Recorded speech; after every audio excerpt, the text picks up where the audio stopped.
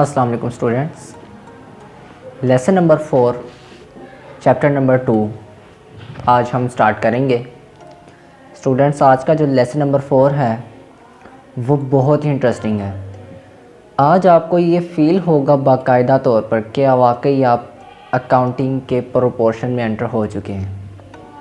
आज हम एक प्रैक्टिकल एग्जांपल लेंगे, उसमें इमेजिनरी ट्रांजैक्शंस लेंगे और अकाउंटिंग का ट्रीटमेंट देखेंगे। तो दोस्तों, मैं शुरू करता हूँ आज का लेक्चर। सबसे पहले हमारे पास एक एग्जांपल है जिसका पहला स्टेप ये है, Henry started business Micrologics by introducing 45,000 in cash. पहला केस हमारे पास ये है कि हेनरी ने एक बिज़नेस स्टार्ट किया है माइक्रोलॉजिक्स का, और उसने कैपिटल के तौर पे जो कैश इंट्रोड्यूस करवाया है वो है 45,000। ठीक है, ये तो था हमारा पहला केस।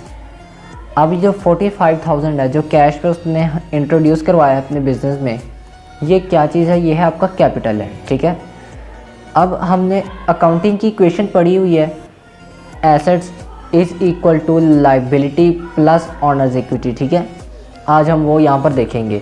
तो सबसे पहले आपके पास एक टेबल दिया हुआ है जिसमें आपको एसेट साइड, लाइबिलिटी साइड और ऑनर्स की इक्विटी वाली साइड ये हाईलाइट की हुई है। इसके नीचे सब सेक्शंस हैं उसके, उन्होंने शुरू से ही वो कंप्लीट सेक्शन दिए हैं, बट मैंने यहाँ स्टेप बाय स्टेप नोट किया है। सबसे पहले कैश आता है, फिर आपके डेबिटर्स आते हैं, आपके ऑनर इक्विटी में प्रॉफिट आ जाता है, आपके कैपिटल आ जाता है, वगैरह वगैरह। तो सबसे पहले हमारे पास जो अभी तक हमें सिनेरियो दिया गया है, जो इन्फॉर्मेशन हमारे पास है, फाइनेंशियल इन्फॉर्मेशन जो हमें गिवन है, वो ये है कि हेनरी ने बिज़नेस स्टार्ट किया और कैपिटल कितना इंट्रोड्यूस करवाया? 45,000। किस में? कैश में। अब यहाँ पर हम एंट्री क्या लिखेंगे? कैश बेसिकली हमारा क्या है? अगर हम देखें तो हमारा ये एसेट है। कैश या कैश इन हैंड दोनों एक ही बात है। ठीक है, कैश इन हैंड दोनों एक ही चीज़ है। तो ये हमारे एसेट है, बिज़नेस की एक प्रॉपर्टी है। ठीक है, क्योंकि अब उसने वो बिज़नेस की दे दी, बिज़नेस की मलकियत होगी, ऑनर ने बिज़नेस को दे दिया तो बिज़नेस की मलकियत होगी। ठीक है, अब वो कैश की साइड जो है वो हम कैश लिखेंगे इधर एसेट के नीचे। ठीक है, और कितना है वो कैश, उसके आगे हम लिख देंगे 45,000। लाइबिलिटी के कॉलम में 0 कुछ भी नहीं लिखेंगे या 0 लिख दें, एक ही बात है, क्योंकि इस सिनेरियो में जो हमें दिया गया है यहाँ पर लाइबिलिटी बिल्कुल भी नहीं है, किसी भी चीज़ कोई भी लाइबिलिटी नहीं है अभी। दूसरी तरफ आ जाता है ऑनर्स इक्विटी। ऑनर्स इक्विटी क्या होता है? ऑनर की जो मलकियत होती है। और लास्ट लेक्चर में मुझे अच्छी तरह से याद है, मैंने आपको ऑनर्स इक्विटी में क्या क्या शामिल होता है वो लिस्ट डाउन करवाया था। एक बार मैं यहाँ पे रिपीट कर देता हूँ। उसमें शामिल कैपिटल, प्रॉफिट, लॉस और ड्राइंग्स। ठीक है, ये 4 चीज़ें थी ऑनर्स की इक्विटी में। तो अब मैंने आपको बताया कि बिज़नेस में जब आप इन्वेस्टमेंट करते हैं तो वो आपकी इन्वेस्टमेंट क्या कहलाती? कैपिटल। यहाँ पर कैपिटल क्या? 45,000 कैश में। तो अब ये जो कैपिटल है बज़ाहिर क्या है? ये ऑनर्स की इक्विटी। तो अब हमने जो 45,000 कैश वाले कॉलम में लिखा था एसेट्स के नीचे, वही 45,000 ऑनर्स इक्विटी वाले कॉलम में भी लिखेंगे, क्योंकि वो ऑनर की इक्विटी भी है एट अ सेम टाइम। बिल्कुल भी परेशान नहीं होना। 45,000 ये नहीं समझना कि एक ही 45,000 था हमारे पास स्टेटमेंट में, यहाँ पर हमने 2 मरतबा लिख दिए। इससे बिल्कुल भी परेशान नहीं होना। जहाँ पे हमने फर्स्ट टाइम लिखा हुआ है वहाँ पर उसका और केस है, उसकी नेचर और है, यहाँ पर उसकी नेचर और है, और एट सेम टाइम ये दोनों जगह पर आ सकता है। बिल्कुल रिलैक्स हो जाए। ठीक है, तो ये तो था आपका ऑनर्स इक्विटी का। अब हमारे पास स्टेप 2 है। बेसिकली इन्होंने वो स्टेप 2 को एक मेंशन तो नहीं किया नंबर, बट मैंने यहाँ पर मेंशन किया है। ये भी एक इम्पॉर्टेंट बात है। क्या? Henry is sole owner of business. ये भी आपकी बुक में लिखा है, लेकिन उसके आगे नंबर कोई नहीं दिया, इसलिए आप वो ढूंढ लीजिए, ऊपर ही कहीं पे है कि जो हेनरी है वो सोल ऑनर है बिज़नेस का। इट मीन्स यानी कि वो अकेला ही ऑनर है अपने बिज़नेस का, वो पार्टनरशिप नहीं कर रहा, वो किसी कंपनी का शेयर होल्डर नहीं है, वो क्या है? एक सोल प्रोप्राइटर बिज़नेस का जो है ना ऑनर है, ठीक है। ये बात आपने माइंड में रखनी है। तो अब हमारी ये जो ट्रांजैक्शन है वो सोल प्रोप्राइटर तक आएंगी, ठीक है।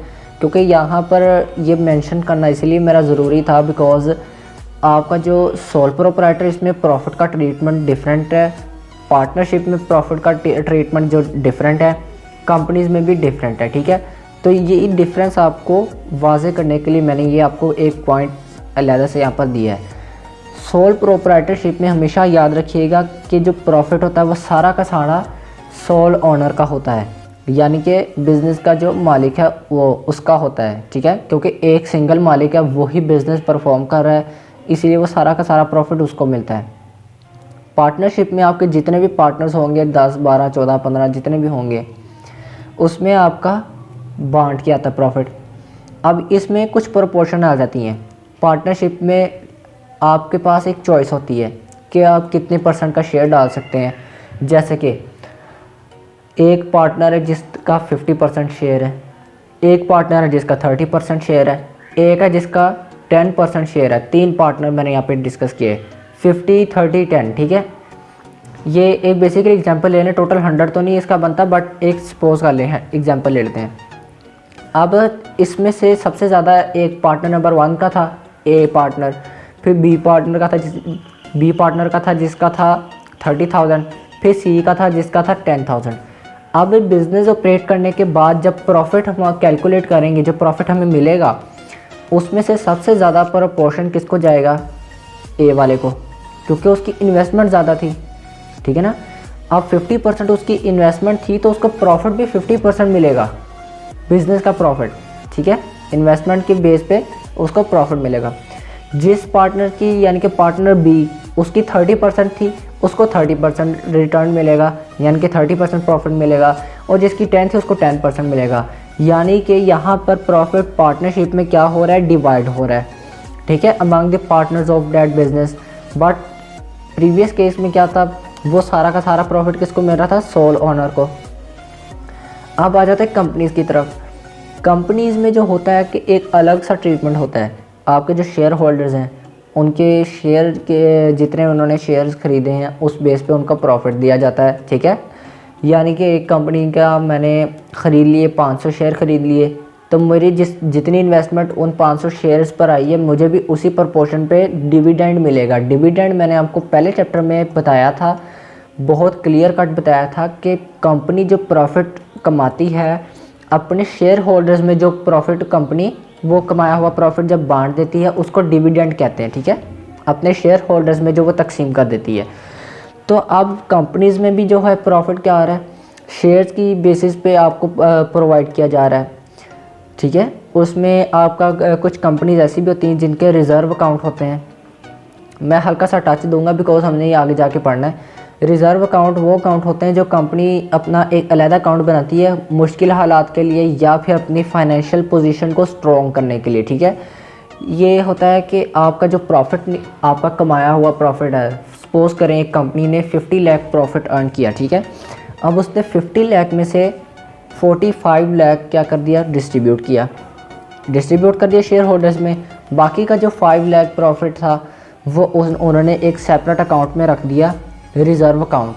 इस अकाउंट का मकसद ये है कि खुदा न खास्ता कभी अगर लॉस हो जाता है कंपनी को, तो वो उस लॉस को रिकवर करने के लिए ये वाला जो सेपरेट अकाउंट बनाया गया है इसमें से हम पैसे लेंगे, ठीक है। या फिर ऐसा भी हो सकता है कि कंपनी बिल्कुल फाइनेंशियल पोजीशन जो कंपनी की है वो बिल्कुल सेटिस्फाई है, बिल्कुल ठीक है, उसको लॉस नहीं हो रहा, वो प्रॉफिट में ही है, बट उसकी जो फाइनेंशियल पोजीशन है उसको स्ट्रॉन्ग करने के लिए भी रिज़र्व अकाउंट बनाया जाता है।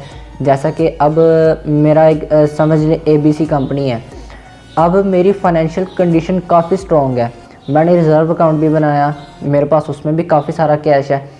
अब मैं मार्केट एनालिसिस करता हूँ, मैं किसी भी जगह पे ब्रांच बनाना चाहता हूँ, अपने बिज़नेस को एक्सपेंड करना चाहता हूँ, तो अब वो ब्रांच बनाने के लिए मुझे जो पैसे दरकार हैं वो मैं कहाँ से लूँगा? अपने रिज़र्व अकाउंट से, ठीक है ना।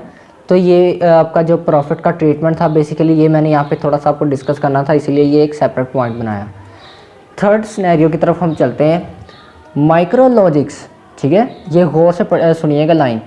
माइक्रोलॉजिक्स purchased furniture by paying cash ₹20,000। ठीक है ना। अब वही बात होगी ना, जैसे मैंने आपको चैप्टर नंबर 2 पे बताया था, सेपरेट एंटिटी कॉन्सेप्ट भी मैंने आपको रिमाइंड करवाया था, बिजनेस का इंडिपेंडेंट बिहेवियर अपने ओनर्स के साथ। ठीक है, आई एम सॉरी, आपका जो ऑनर है यहाँ पर हमें बाकायदा इंडिकेट किया गया है, बाकायदा यहाँ पर मेंशन किया गया है कि ऑनर कौन है इस बिज़नेस का, हेनरी है। लेकिन उसके बावजूद बिज़नेस का नाम क्यों यहाँ पर आ रहा है माइक्रोलॉजिक्स का, कि माइक्रोलॉजिक्स ने फर्नीचर ख़रीदा। हालांकि ख़रीदा तो हेनरी ने है, लेकिन वो किसके यूज़ में है, बिज़नेस के यूज़ में है। उसने कहाँ से पैसे देने हैं, बिज़नेस वाले पैसे, उसमें कैपिटल वाले जो बिज़नेस को पैसे दे दिए थे उसी में से निकाल कर उसने देने हैं फर्नीचर के लिए। ठीक है, अपने कैपिटल में से निकाल के, कैपिटल वो जो पैसे जो बिज़नेस को दे चुका है, अब उन्हीं पैसों में से पैसे कुछ निकाल कर उसने बिज़नेस के लिए चीज़ ख़रीदी है, फर्नीचर।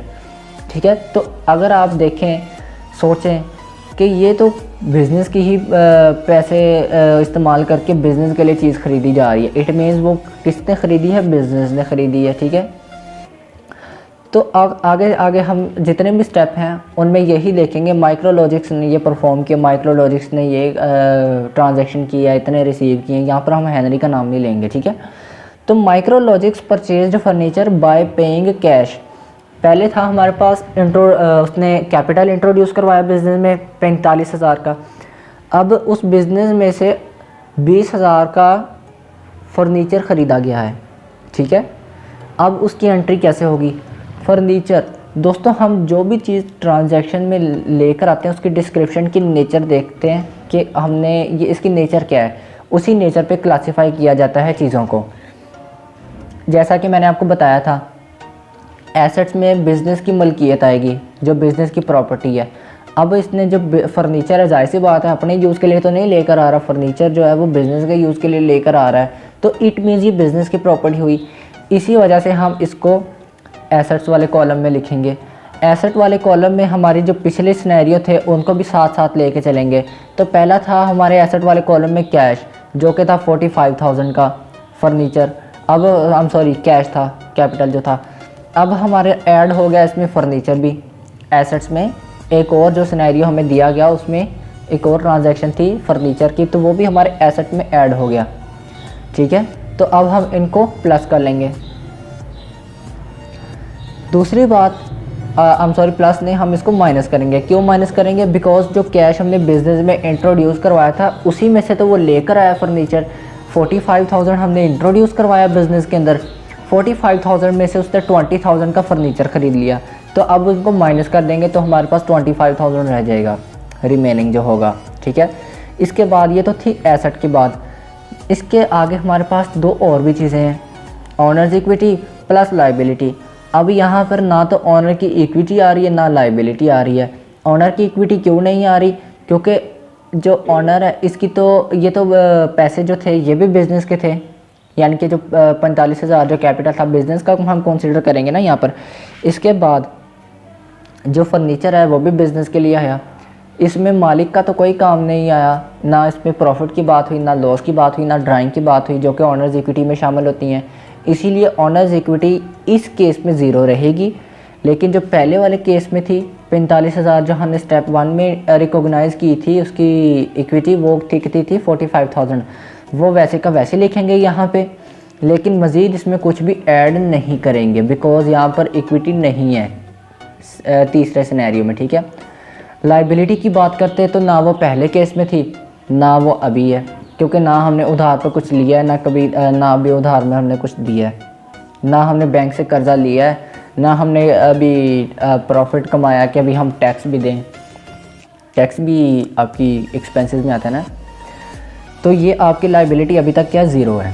ठीक है स्टूडेंट्स, मज़ीद आगे बहुत सारी ट्रांजैक्शन है, इसी तरह से मैं आपको स्टेप बाय स्टेप एक्सप्लेन करता जाऊंगा। अगर आप कहीं और से भी लेक्चर ले रहे हैं फाइनेंशियल अकाउंटिंग के, तो बेसिकली मैंने भी देखा है कि 3-4 लेक्चर्स, मैक्सिमम भी 5 लेक्चर्स में उन्होंने चैप्टर नंबर 2 कंप्लीट कर दिया। बट मैं आपको स्टेप बाय स्टेप बताऊंगा, इजी करके बताऊंगा, बिल्कुल सेटिस्फाई करूंगा। आपने अपने साथ, मैं रिकमेंड करूँगा जब मेरा लेक्चर लेना है तो पेपर पेन लेकर बैठें, ताकि आपको जो प्रीवियस कॉन्सेप्ट है वो भी रिमाइंड होते रहें और नोट्स आप बनाते रहें। ठीक है, तो अगले लेक्चर में हम यहीं से स्टार्ट करेंगे। एक चीज़ मैं आपको कहूँगा कि याद रखिएगा कि हम जैसे अगले लेक्चर की तरफ बढ़ते रहेंगे, हमारे स्टेप बढ़ते रहेंगे, हमने पीछे वाले ट्रांजैक्शंस को भूलना नहीं है, उनको साथ साथ लेकर चलना है, उसमें मेंशन करते रहना है। ठीक है, वहीं से हम कंटिन्यू करेंगे। अगले लेक्चर तक के लिए मुझे इजाज़त दीजिए। अल्लाह हाफिज़।